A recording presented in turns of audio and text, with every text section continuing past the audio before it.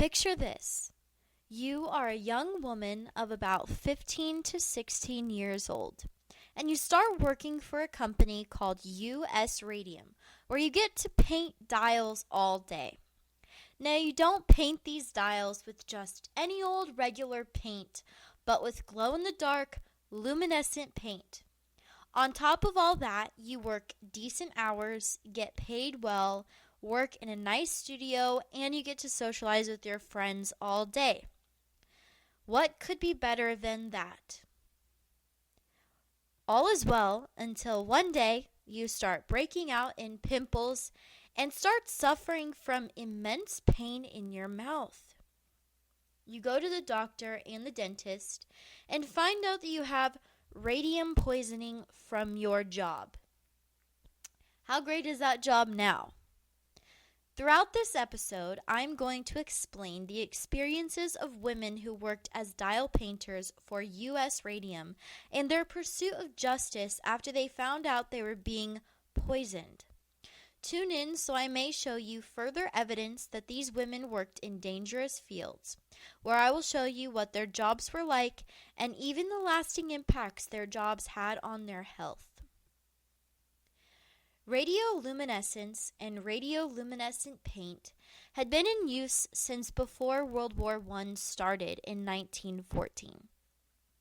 Radioluminescent paint became common to use in dials found in watches, tanks, airplanes, submarines, and more.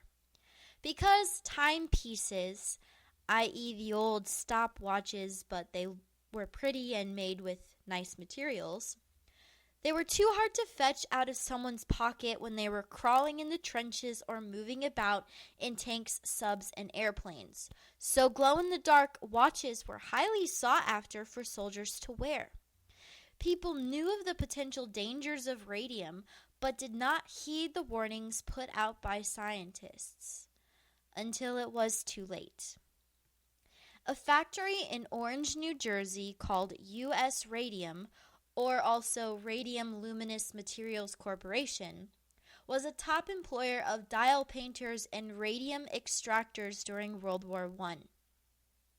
Many workers said it was not like other factory jobs at all, and was a rather enjoyable place to work with good wages, light work, and a pleasant work environment. Or so they thought. When women started dying from radium poisoning, it makes you scratch your head and wonder how good of a work environment it really is. In 1931, the Essex County Medical Examiner reported that 18 deaths from between the years of 1922 to 1931 all were from radium poisoning, and that's not counting the amount of women who were ill from it. Stay tuned with me to further understand the job of dial painting and how something so seemingly harmless led to such horrible health complications. As I mentioned earlier in the episode, dial painting became a necessary trade, especially during wartime, since watches, tanks, airplanes, submarines, and other war machines used glowing dials. Also, as I mentioned earlier, dial painting was a rather pleasant job because it wasn't overly physical. It was meticulous work, it was constant because of the war, and it paid rather well. It was actually recorded in 1919 that together, the large radium companies produced about 2.2 million luminous dials in a year. One could even say dial painting was the perfect job. The woman worked in nice, clean, and bright studios where they painted their dials with the pleasant thought of sending them to soldiers overseas. I even read that some of the women were etching their initials and their addresses in the back of the dials for soldiers to write back to them, and occasionally they received a letter back. So when the women went home after work, they often marveled at the pretty glow in the dark speckles they were covered in because they worked with luminescent paint all day long and it gets messy. They basically spread all the radium paint around like it was frosting. And that is where the danger lies.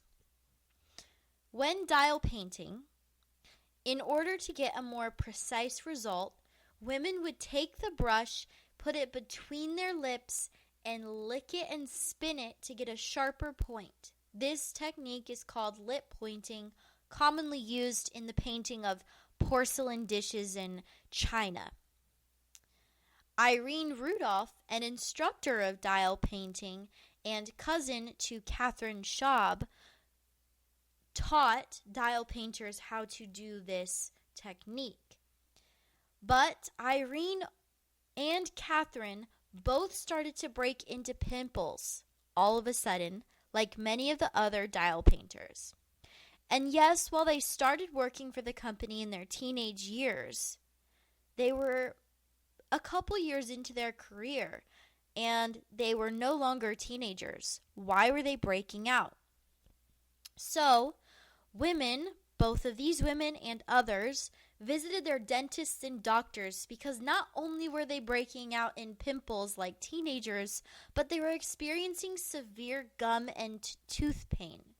Sound familiar?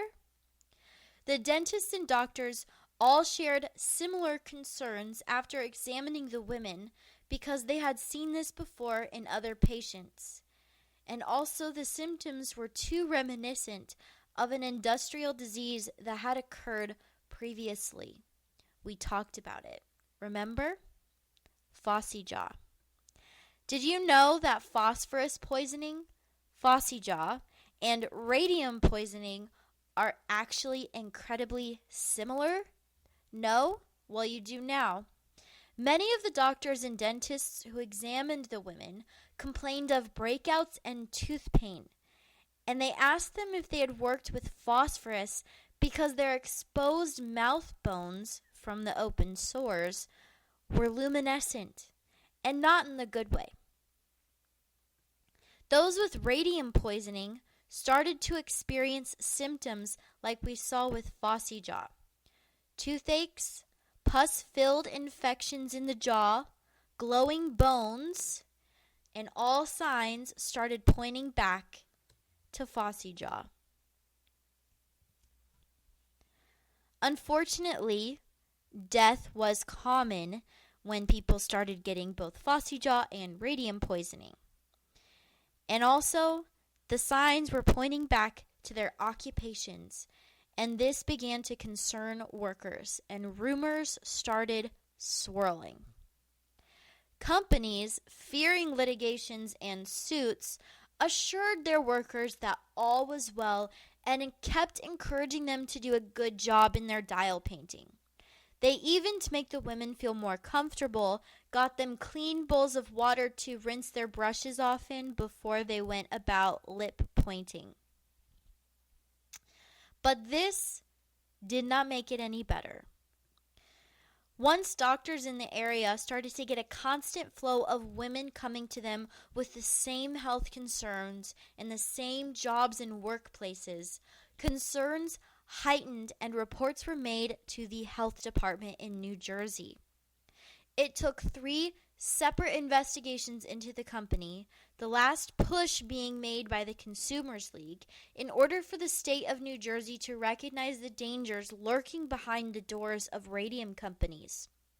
Unfortunately, businesses with enough power and money were actually able to interfere with the previous government investigations.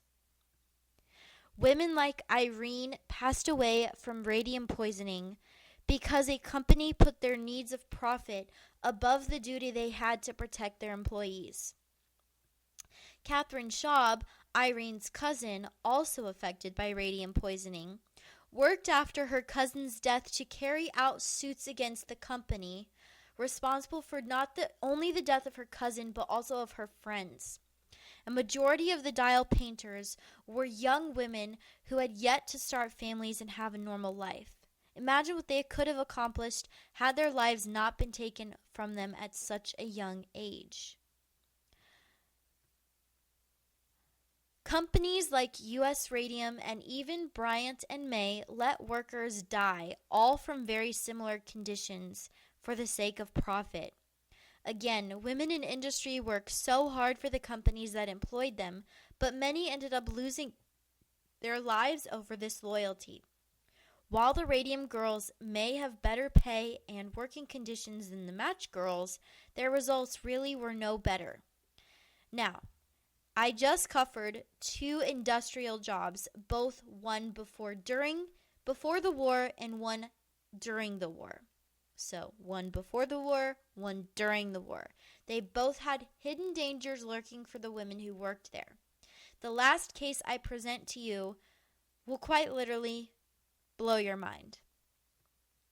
In the last episode of my series, I am going to further show you that women in industry, especially women in the war industry, worked hard for their companies but experienced lasting impacts on their health for this work.